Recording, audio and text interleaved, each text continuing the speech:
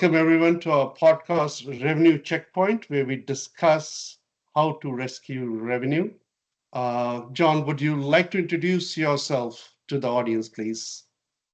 Sure. Well, it's great to be here. My name is John Ragsdale, and I have had an interesting career starting with managing call centers for Penney.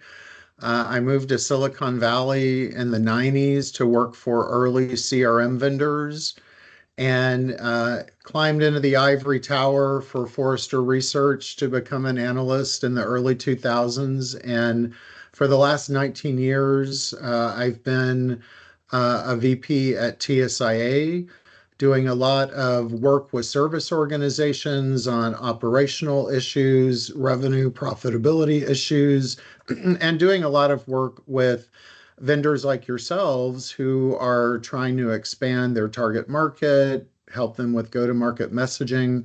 So I have been deeply ensconced in the technology services industry for most of my career. And I think this is an incredibly timely topic because Wall Street is finally figuring out what cloud companies mean and what profitability is about. And I think that we've just started looking at the tip of the iceberg on leakage and profitability. So I'm excited to explore kind of the services side of leakage because I think no one's talking about that yet. And there's some huge potential there. Welcome, John.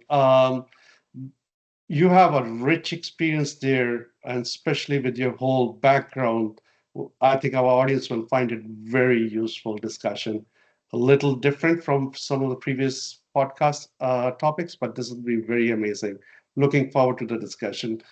To start with, John, uh, there's a lot of conversation happening about SaaS and AI Mhm. and and how they coexist or replace each other and what happens down the road. So I'd love to hear your perspective on this.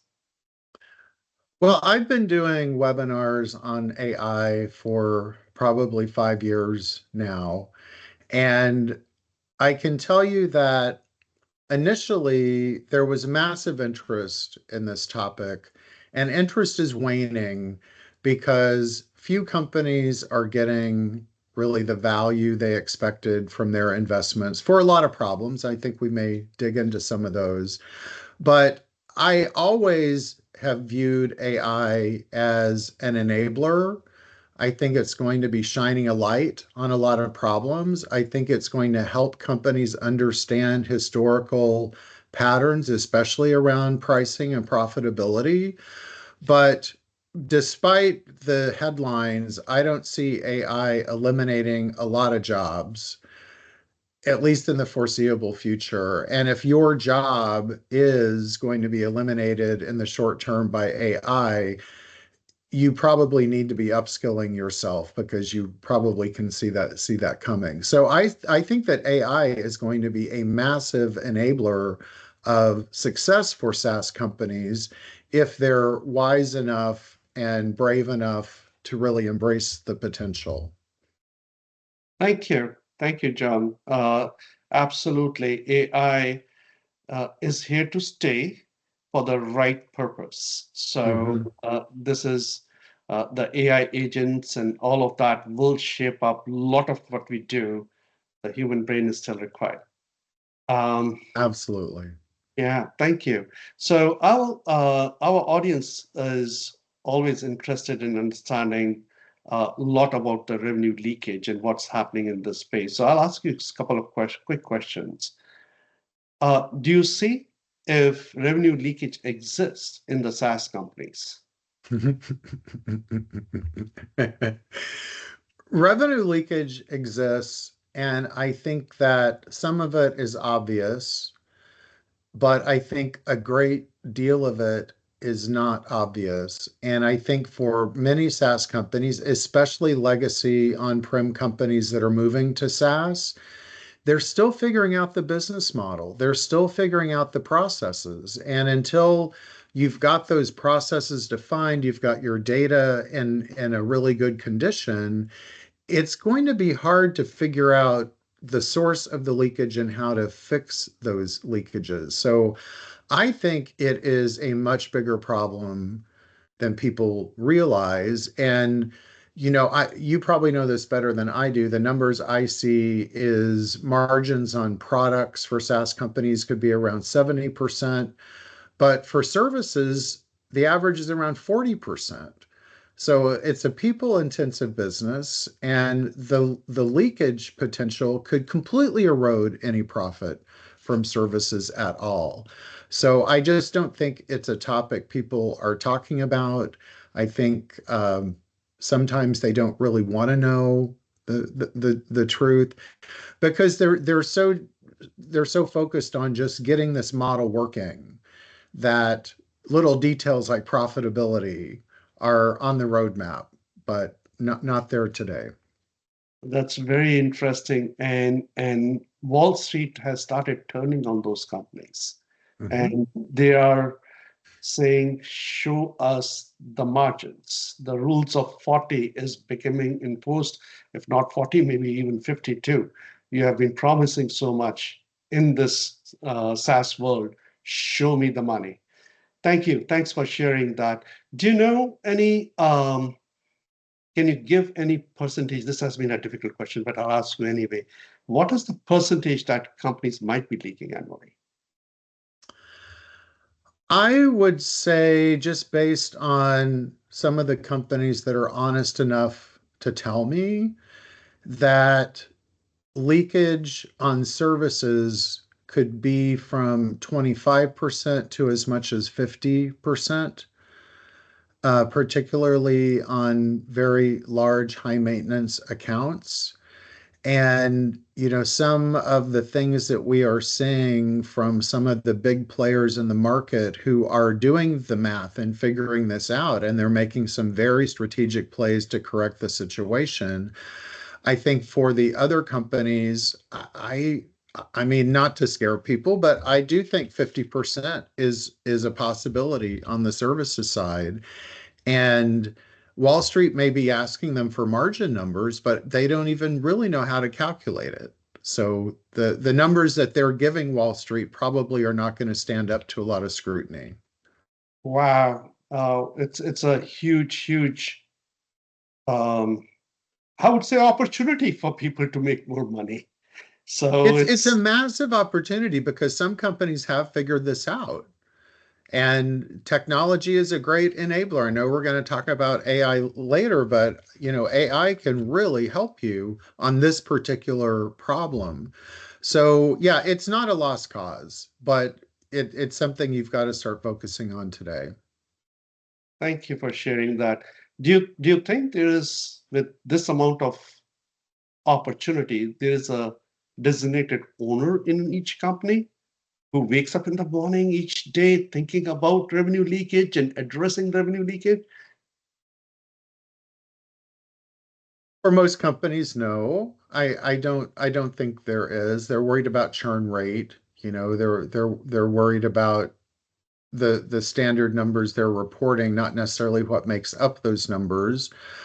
Um, I had this great conversation with Doug Schmidt from Dell a year ago, and he said that we were talking about why companies were struggling with AI. And he said that any service leader who does not become their own CIO is going to be out of a job in the next 3 years. And I think the same is true if they're not becoming their own CFO, because the CFO, the CRO, the CIO are not necessarily digging into these revenue and leakage issues on the services side. And if you're just going to sit and wait for an executive to knock on your door and say, now it's your turn, let's start digging in, it's probably not going to be good for your career. So I think that the service leaders that want to proactively start solving this can make themselves heroes in the eyes of the corporate executive. So I'm hoping that the business leaders are going to be the ones laying awake at night worrying about this and not waiting for the CFO to knock on their door. Thank you for sharing that. This is this change is going to happen. Mhm. As you're saying, if the leaders of the business themselves wake up. Otherwise, as you were talking about, someone else will, right? Yeah. Yeah. Switching gears a bit, in our conversation with a lot of customers and execs that we have had, it the meeting starts with amount of denial about if there is any leakage. And then slowly they start opening up. You have spoken to thousands of organizations. Why is the revenue leakage is such a taboo subject? I have two answers. One, I think they honestly don't know.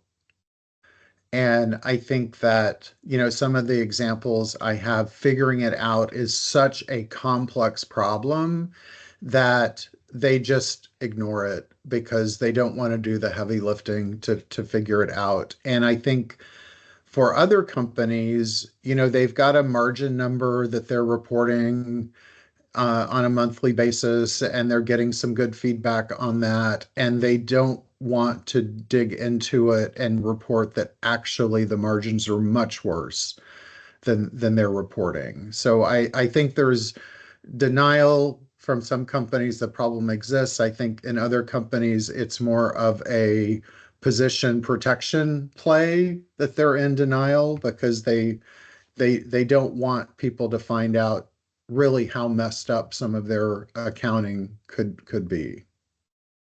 But Yeah. there's absolutely denial. Oh my God, there is denial. And as you said, sometimes it is more because of them not even knowing about it, but many times it is a potential of, will I be the victim of it? Yeah, Uh, and sometimes they know what's happening and they don't know how to fix it. that is true too. Yeah. Well, John, you come with a huge service advisory background. Can you share your view on how services are being impacted by revenue leakage? Yeah, I mean, I could do a 8-hour workshop on this topic, but I'll try to just give you some quick examples. I mean, if we think about the post-sales life cycle, it starts in professional services, right? Because they have to implement the technology, and the discounting is out of control. 47% of SaaS companies say that sales can discount up to 20%, 15% say there are no guidelines.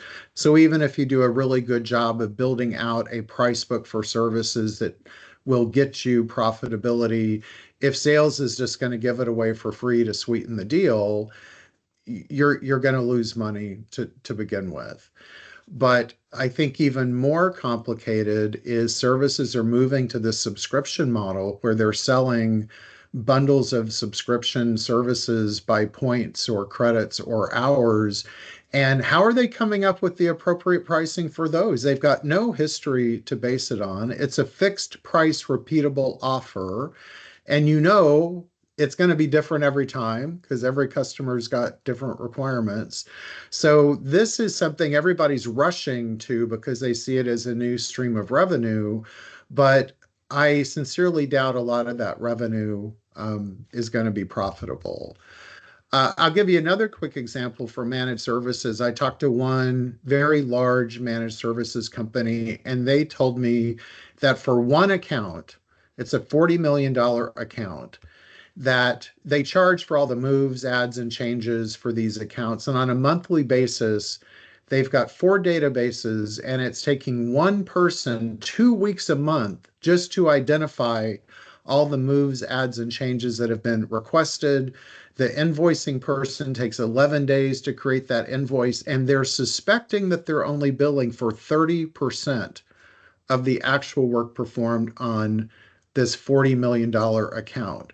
So, I mean, that one account could be, 3 times the size, but they're not able to understand what it is they're doing to fulfill the needs of the customer.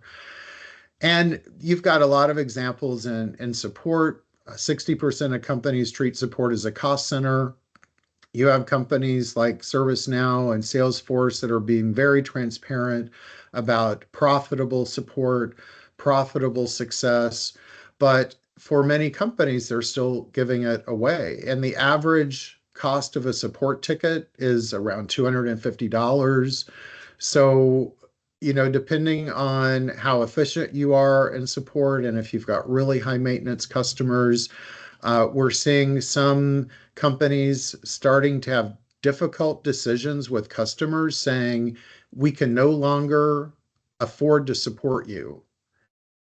And we're going to have to start charging you for dedicated technical account managers, or you're going to have to re-implement the product in a vanilla form and get rid of years of customizations because your implementation has become so complex, we cannot support you. So, I mean, there's just a lot of issues out there. And again, I think most companies aren't even aware how much services are being given away. And let's be honest, services is often not viewed as that strategic. They don't have a lot of clout like the sales organization. So, if they're being treated poorly and they're constantly seeing their services discounted and given away, who are they going to complain to? Because no one's listening. Wow. Well, that creates the challenge even bigger.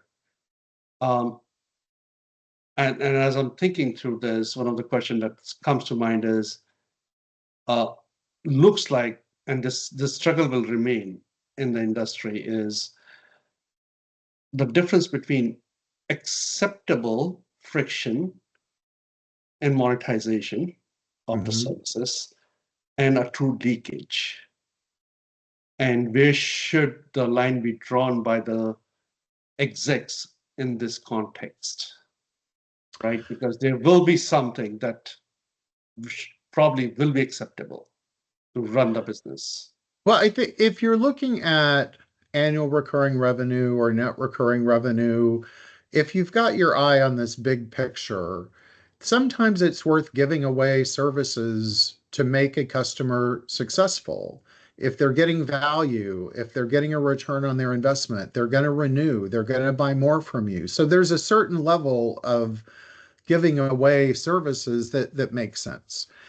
I think the bigger issue is that companies don't have the data, they don't have the time, they don't have the AI to truly understand how they should be pricing all of this. So if they're not starting at a profitable price to begin with, then that's a much bigger issue. So I think that there's acceptable leakage from a long-term perspective to make sure that this customer is going to be with you for decades.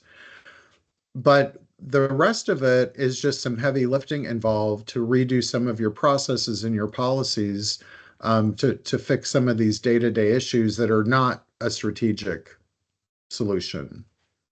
Yeah, and before you even solve the problem, you need to understand the problem exists. And one Yes. of the challenges that exist is no one is shining the light on the problem and the magnitude of the problem that's happening.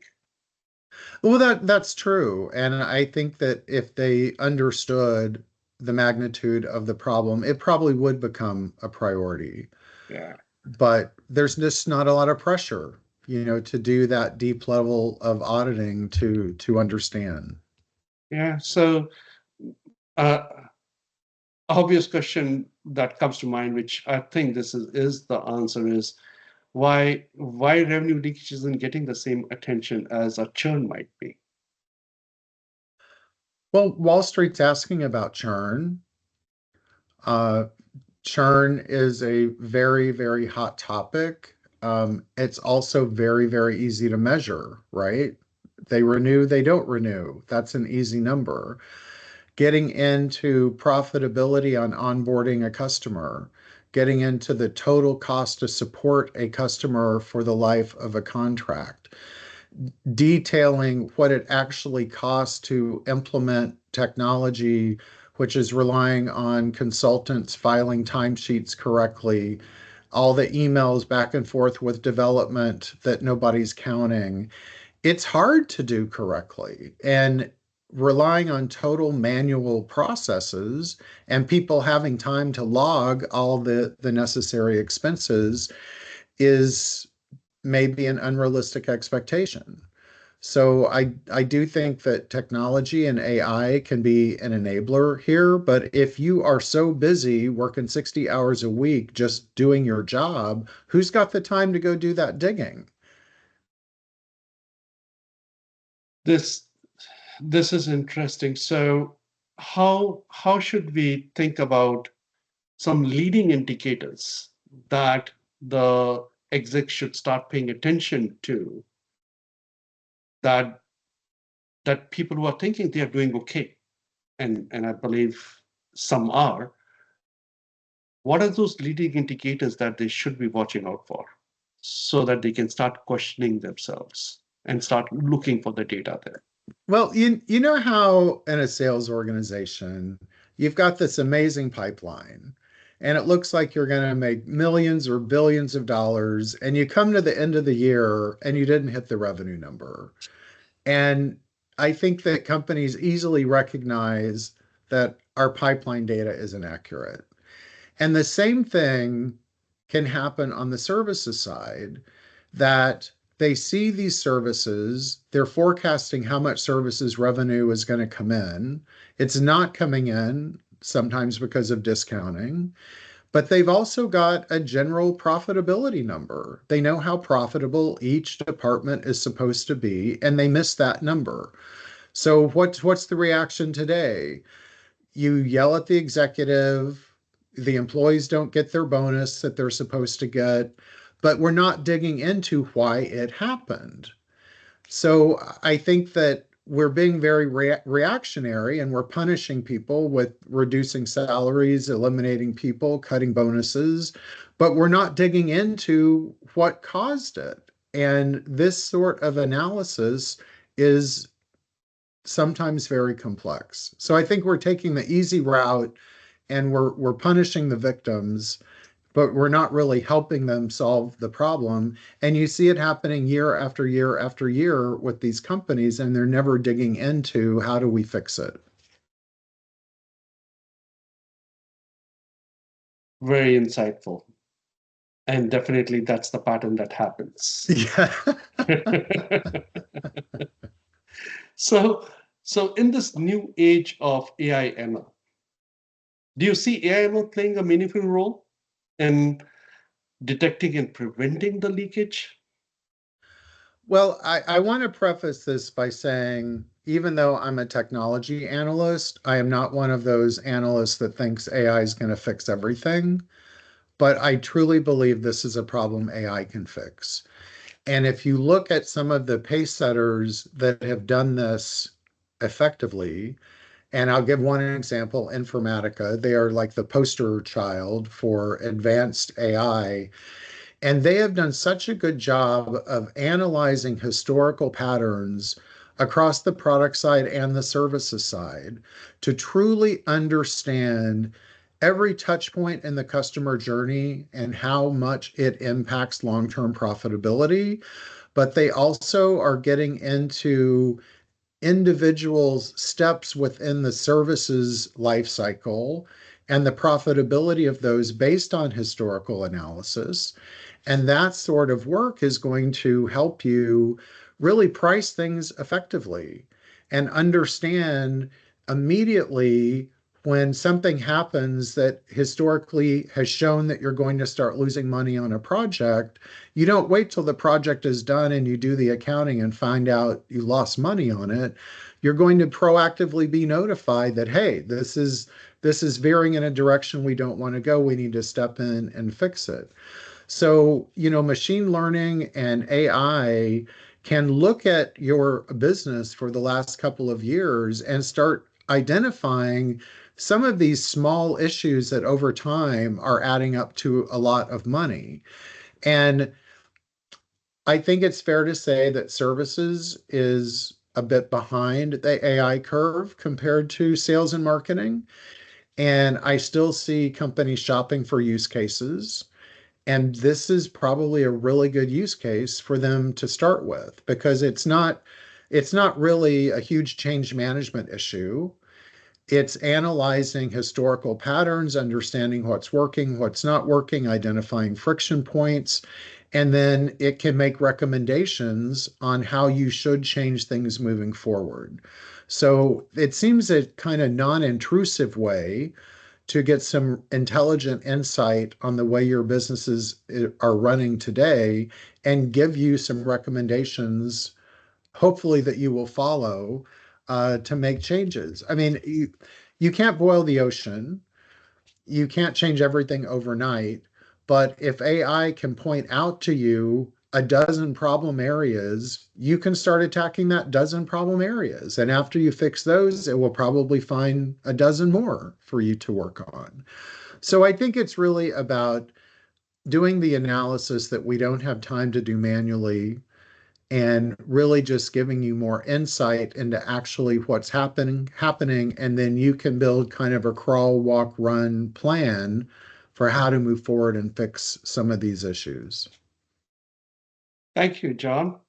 It has been an interesting conversation. I want to actually push it to another level of difficulty. And it's not difficult for you because I believe you have been doing this. So I would love to know if you were advising a high growth anything as a service firm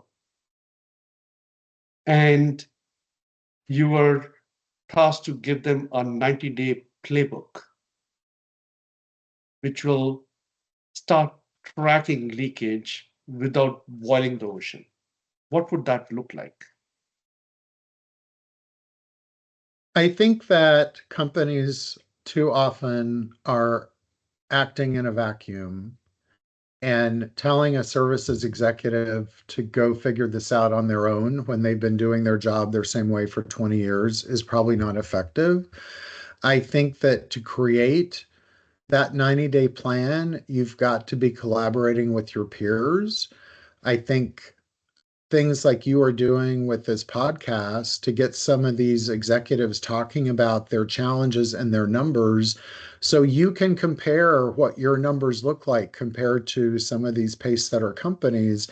Maybe you're very comfortable with some margin numbers that you should not be comfortable with. Maybe your profitability has been so the same for so long that your executives are buying it, but you're half what your pace setter competitors are doing. So I think it starts with understanding where you compare to the market, and stop just obsessing over your own numbers with no outside view of the world. And then, from there, it's really, I think, in the back of your head where some of these problems are, and it's got to move to the front of your head. And you probably know the kind of projects that typically cost more than others, and you need to do the digging on what are the elements. You can't just blame the customer. What are the processes in place? What are the people involved? What have you done wrong in the past? So maybe just pick 3 or 4 project types or 3 or 4 services that you're offering that you know are a problem, and do a deep dive on those to understand where the problems are happening. How can we recognize when they're going to happen again? And I think that you will develop kind of a muscle by doing that, that you can then start applying to more processes, more departments, more services offers, and move forward. But you've just got to get started. Start somewhere. Thank you, John. This was very, very helpful. Especially this is an area where generally we have not focused immediately. As you have said, this is always something that gets attached to the license part. It's a Yeah. very critical part of identifying how healthy your business is. So very, very insightful. Thank you. Thanks for joining the podcast, and thanks everyone listening to it. Appreciate it. Thank you. Bye for now.